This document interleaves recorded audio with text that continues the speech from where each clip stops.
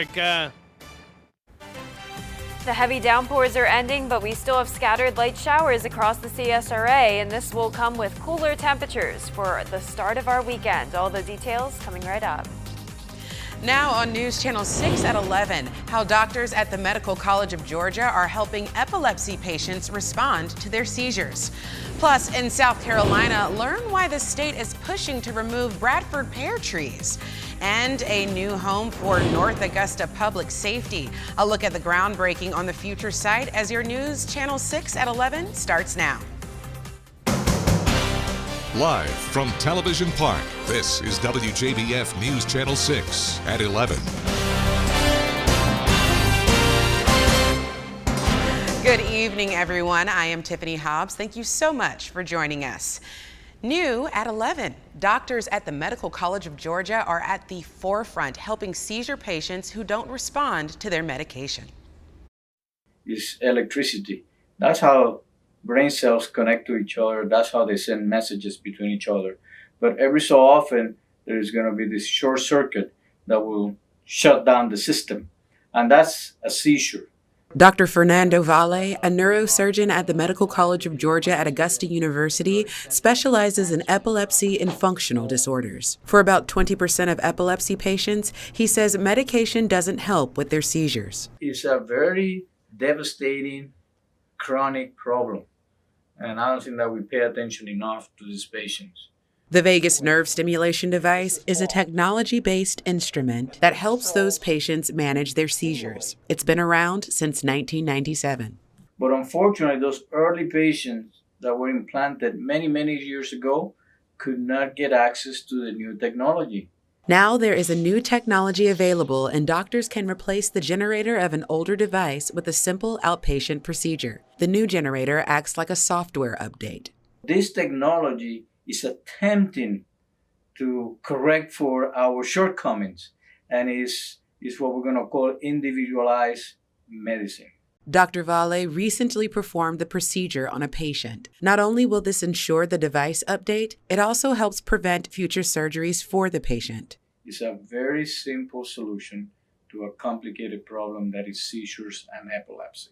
And when you have a device that you can offer to almost anybody with minimal side effects, overall, the quality of life will improve. MCG was the first in the nation to implant this new technology into a patient's old device. Time now for a check-in on your weather with Jenna Petracci. Jenna. Well, Tiffany, it was a really nice warm day, but we've had a lot of rain this evening, and it's still coming down. Not as heavy as it was just around 30 minutes ago, but we're still seeing some scattered light to moderate rain showers on Live Viper 6. All of this is mostly Richmond County, a little bit of Burke County, and to the north. Our southern line counties have stayed rain-free today. Here's a closer look at Glasscock County. Some heavy rain headed towards your direction, but over in Richmond, Columbia, McDuffie County, starting to see that rain become just more widespread light showers. And same story for downtown Augusta and to North Augusta, Aiken County, really just becoming that widespread rain now. So no thunderstorms, no severe weather threat, just the heavy rain at times. 4 inches now picked up in Columbia, Richmond County, just under 2 inches in Aiken County. And this one small portion of Barnwell, just over 5 inches of rain over a short period of time. No flood alerts are in place at this time, but there definitely is some ponding out there on the road, so be very careful if you're driving out late tonight. Here's our Terry Lambert Hyundai Skyview cam over in Aiken. Not seeing anyone walking around tonight. You know, it's really not the best night to be out. Definitely a good night to be in, watching a movie inside. And same story for tomorrow. It will be a pretty gloomy Saturday. But for our almanac, we reached a high of 80 degrees. Our low temperature of 66 degrees matches our average high temperature for this time of the year.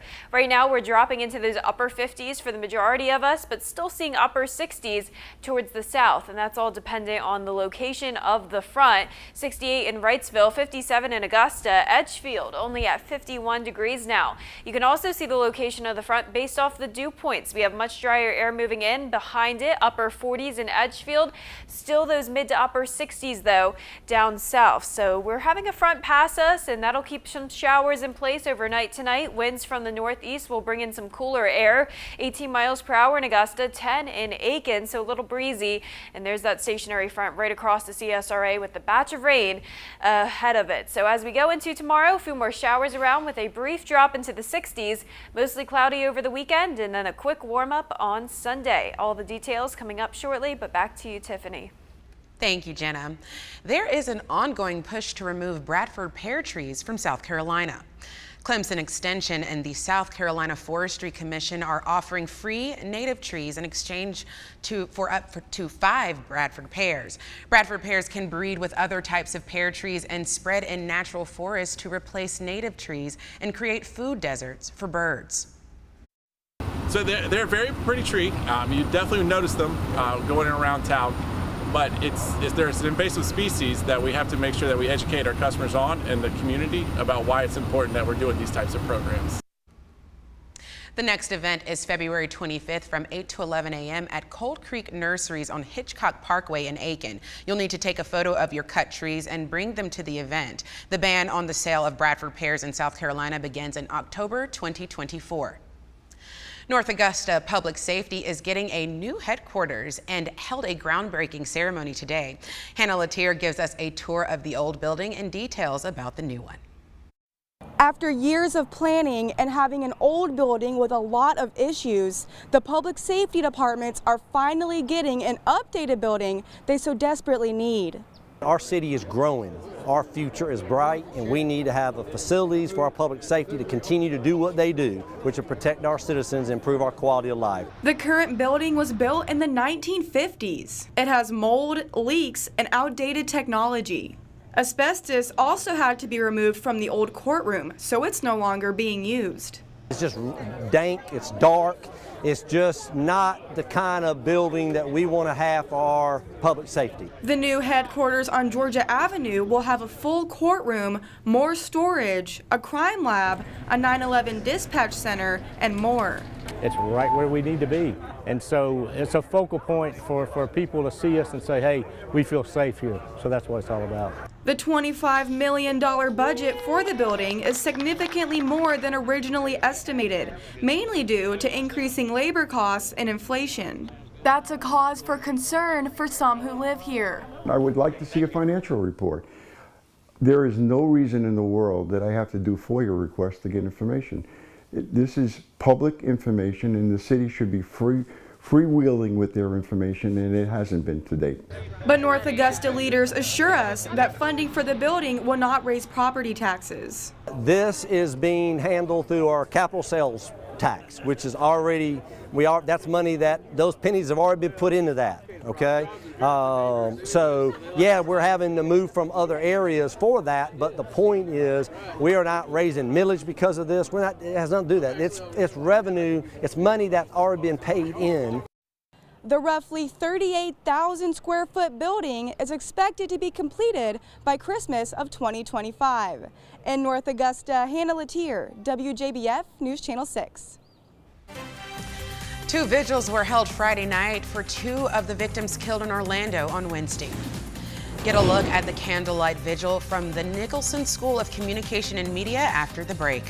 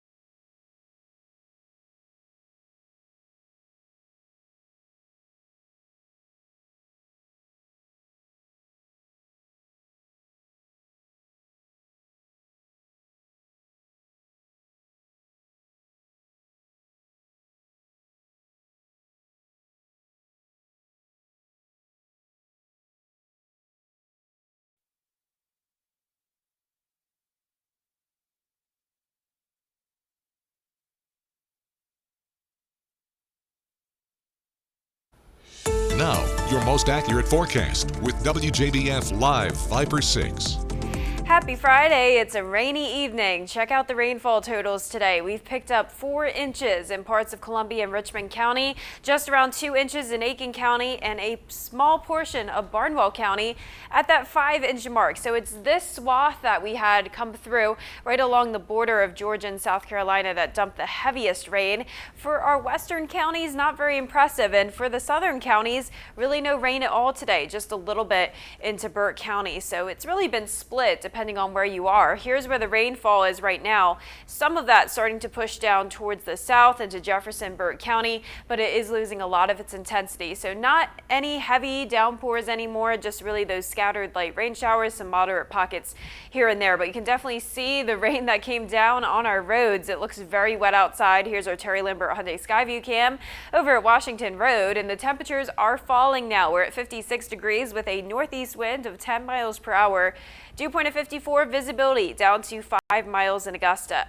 We have a stationary front right through the CSRA, and on one side of it, that's where we have the batch of showers to the south, high pressure down in Florida. Now you can really see the location of the front on our temperature map, green versus yellow. So the green represents the cooler air. We're seeing temperatures in those low to mid 50s, upper 60s and low 70s though to the south, and they're behind that warm front. You can also really see it on the dew point map. We have some drier air filtering into our northern counties, mid 40s as the dew point in Edgefield, but still very muggy down south from Burke County down to Emmanuel County. So winds are coming in from the northeast, and that's gusting pretty high right now, up to around 20 miles per hour. Sustained values at 10 miles per hour in Augusta and Aiken, 14 in Thompson. So pretty breezy as that rain is coming through, and behind it we'll have a round of cool temperatures for our Saturday. Now this will be around the 5th week in a row going back into January where we've had a warm stretch during the weekdays followed by a cool down on our Saturday. So look at this, 70s, 80s, and then some 50s. Now tomorrow we won't quite be that cold. We'll be in the 60s. 65 is our high, pretty much average for this time of the year, but nonetheless still a pretty significant cool down. Right back into those upper 70s though for Sunday, still mostly cloudy. Now we'll have another warm stretch next week, seeing those 80s all the way through Wednesday, and even still staying pretty warm into our Thursday, Friday with more rain chances. Now at midnight tonight, still seeing those light to moderate rain showers pushing off towards the south, mostly just clouds for your Saturday morning. A few sprinkles here and there throughout the day. It'll mostly just be a gloomy and cooler day, not as much of a rainy event. Now lows tonight and those low to mid 50s, already starting to see that happen now. Highs tomorrow will be split anywhere from the upper 50s in Saluda County through those low 70s in our western counties. Really depends on how close you are to that wedge of cool air, which is going to be mostly up in North Carolina and to the upstate. Now over the next 10 days, we're seeing the mostly cloudy conditions this weekend, back to sunshine on Tuesday with a big warm up all the way back into the 80s for several days next week. Jenna, I have a problem. I have plenty of winter coats that have not been broken in yet. Yeah, so what am I going to do? We didn't have a very long winter season. We had that one massive cold snap in December, and that was about it. Yeah. Wow. But I'm ready for the 80s. I mean, I know you want to wear your coats, but I'm excited to switch out the coats for some bathing suits. Hey, look, sandals and everything. Oh, yeah. I'm ready. Yep. All right, well, 2 vigils were held Friday night for 2 of the victims killed in Orlando on Wednesday. 9-year-old Tiana Major and 24-year-old Spectrum News 13 reporter Dylan Lyons were killed when the suspect in another shooting opened fire in 2 more locations on Wednesday. The Nicholson School of Communication and Media at the University of Central Florida hosted a vigil to honor Lyons, who was an alumnus of the school. Not overcome. What happened this week was total darkness. What happened on that street in Pine Hills was just total darkness. But what Dylan was doing and what he stood for and what every journalist stands for is to shine a light and to be a light in the world. And darkness does not and will not overcome it. Thousands gathered at the vigil and to pay their respects. After the break, we will take a look at Ukraine as today marks 1 year since Russian tanks stormed their borders. In an exclusive interview with World News Tonight, anchor David Muir learned how the United States plans to continue assisting Ukraine. Stay with us. But But first, the winning numbers for tonight's South Carolina lottery are pick 3, 1, 1, 3. And the pick 4 winning numbers 5, 5, 7, 7. And the fireball is 8.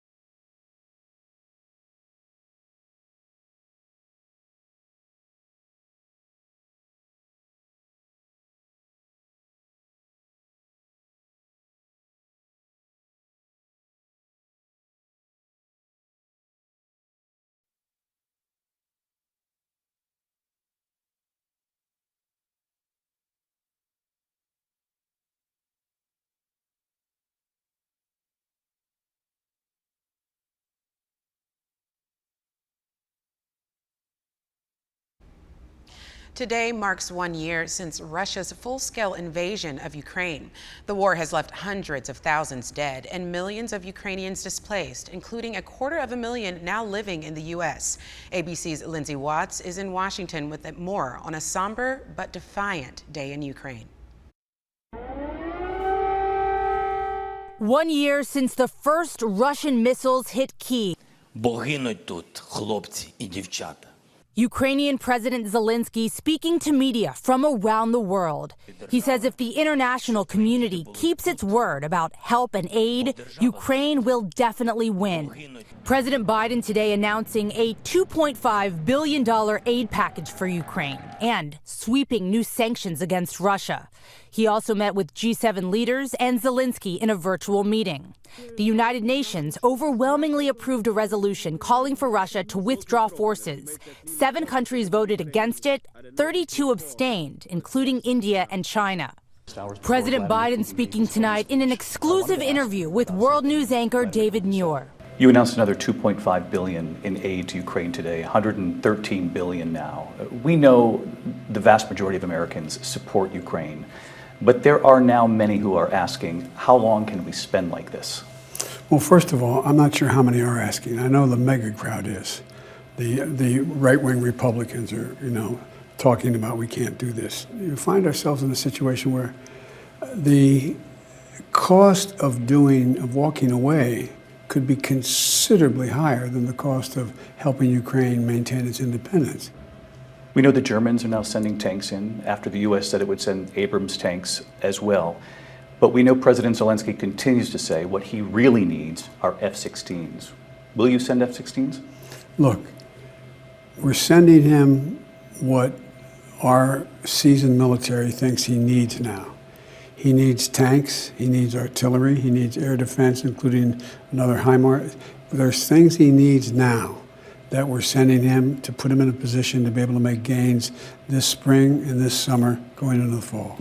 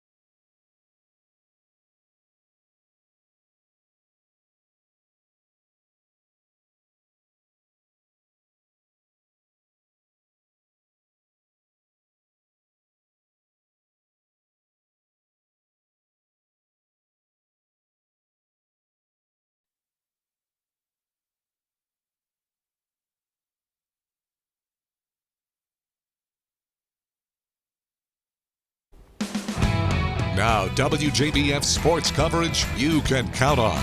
The North Augusta girls basketball team won 4 straight state championships from 2017 to 2020, and now the Lady Jackets are 2 wins away from claiming yet another state title this season. North Augusta and Wade Hampton got together in the upper state championship. Wade Hampton, number 22, Mary Kate Giordano, scores the Lady Generals' first field goal. Generals down 7-5. Third quarter, Wade Hampton up by 4 off the miss. Quinasia Abercrombie with the rebound and the putback. But 6:36 left. North Augusta down by 2. Sienna Grant hits the 3-pointer, and that put the Yellow Jackets up for good as North Augusta gets the win 58-50. In the GHSA Sweet 16, Thompson hosted Spencer for a Friday night matchup and got on the board early thanks to Tyleisha Lattimore laying it in, but Spencer answered back with a deep 2 from Williams. Thompson's going to go on a hot streak, starting with a putback from Jada Kendrick to put Thompson up 4-2. 5 minutes to play in the first. Lattimore to Kendrick for the lay-in underneath the bucket, and the Lady Bulldogs are up by 6. But here is Lattimore with a deep 3 to put them up by 7. Then off the inbound, stolen by Lattimore. She grabs the ball, she hands it off to Kendrick, who feeds it back to her, and the Bulldogs are up by double digits after she hit that deep 3. 40 seconds left in the first. Spencer trying to get something going. They do there thanks to Browley, but Thompson gets the big win, 64-34. So with that, let's take a look at all the area results. Thompson getting the win over Spencer, 64-34. Butler getting the big win. Central beating Laney. Swainsboro beating Temple in a close matchup. And finally, Thomas Jefferson, 39, beating Crisp, 33. This weekend, the Peach Belt Conference men's regular season title is up for grabs. There is a 3-way tie at the top between USC-Aiken, Augusta, and North Georgia, and the Pacers are hosting North Georgia. If they win, they claim the top spot in the PBC tournament. A loss and a win by the Augusta Jaguars over Clayton State would give the title to AU, but if USC-Aiken wins, they will not be able to host the tournament because the Convocation Center will be hosting the South Carolina High School State Championships next week. And over at Aquinas, congratulations to do-it-all offensive lineman Vincent Dresser. They call him Vinny, the big man going to help anchor the offensive line in Rome, Georgia at Shorter University. The all-region and all-state selection happy to have found his home at the next level. It feels pretty good, and it's a little stressful sometimes, but God has a plan for you and you'll get there. The fact that it's just like Aquinas, how it's small and you get to know your teacher and how you get to know everybody that's there. Oh, great kid. Very high academic kid. One of the hardest workers we've ever had here. Very tough young man. You know, played through some pretty gruesome injuries, especially his junior year. Never missed any time, never complained. Team captain. Big congratulations to Vinny and his great head of hair. We'll be right back.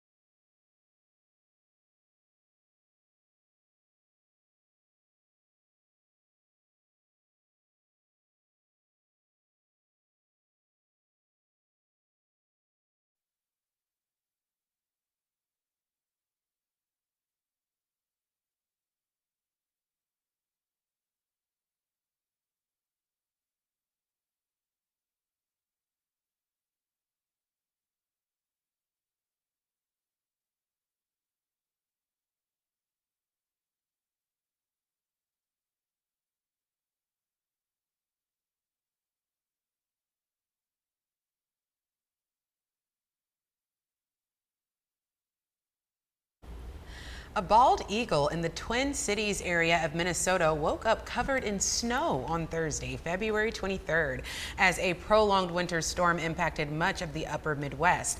The Department of National Resources, DNR, says the snow could be beneficial for the bald eagles, giving insulation for the eggs that they incubate. The DNR added that the eggs would be tucked further into the nest. That's so cute. Look at his little head. I know, poking up. I love that. Oh my God, Kind of so makes me want to see some snow, but we're Oh, not going to see we're that not gonna here. get that. No, About the coldest we're going to get is 65 tomorrow. That's our high. Then we're warming right back up on Sunday. Upper 70s, low 80s pretty much all next week. A lot of sunshine as well. We won't have any more rain headed our way until Thursday and Friday. So pretty nice week ahead. That's right. Looking forward to it. Yeah, me too. That is our report for now. Thank you so much for watching, and be sure to download our mobile app for updates.